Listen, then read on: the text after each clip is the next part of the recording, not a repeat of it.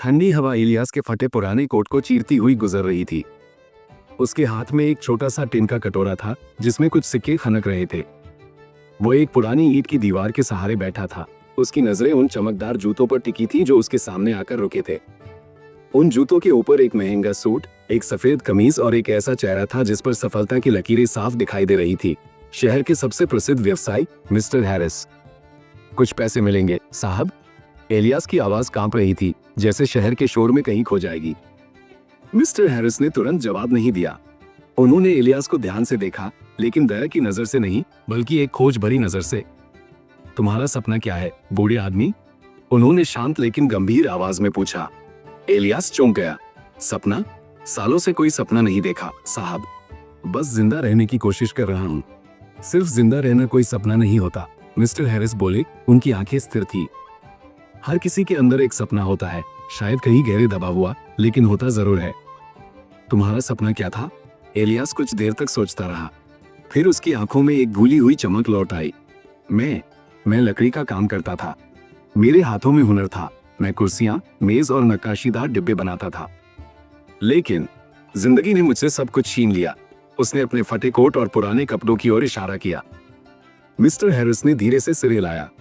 जिंदगी हम सभी का इम्तिहान लेती है इलियास, लेकिन फर्क इस बात से पड़ता है कि हम उसका सामना कैसे करते हैं। मैं तुम्हें एक राज बताता हूँ।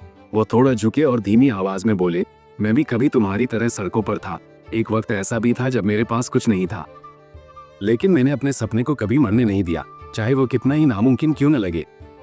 फिर उन्होंने अपनी जेब से एक विजिटिंग कार्ड निकाला, उसके पीछे कुछ लिखा और उसे इलियास के कांपते हाथों में रख दिया। यह एक वर्कशॉप का पता है। उन्हें एक कुशल बढ़ई की जरूरत है। जाओ, उन्हें बताना कि मैंने तुम्हें भेजा है। इलियास ने कार्ड को देखा। उसका दिल तेजी से धड़कने लगा।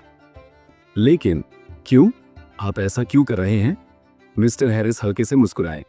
क्योंकि मैंने तुम्हारी आंखों में कुछ देखा, एक चिंगारी जो बुझी नहीं है, बस धुंधली पड़ गई है। और क्योंकि इलियास, असली सफलता सिर्फ पैसा कमाने में नहीं है, बल्कि दूसरों के सपनों को रोशन करने में है। हिचकिचाहट और उम्मीद के मिले जुले भाव के साथ इलियास उस वर्कशॉप के दरवाजे के सामने खड़ा था। अंदर से लकड़ी की खुशबू आ रही थी जो उसे पुराने दिनों की याद दिला रही थी।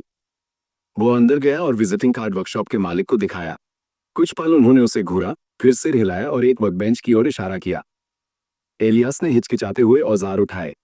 उसके हाथ, जो अब सख्त और झुर्रियों से भरे थे, लकड़ी को छूकर एक अजीब सी आत्मीयता महसूस कर रहे थे। पहले कुछ बार लड़खड़ाए, लेकिन फिर जैसे पुरानी यादें जाग गईं। बढ़ईगिरी का हुनर उसकी रगों में बसा हुआ था। दिन हफ्तों में बदले और हफ्ते महीनों में।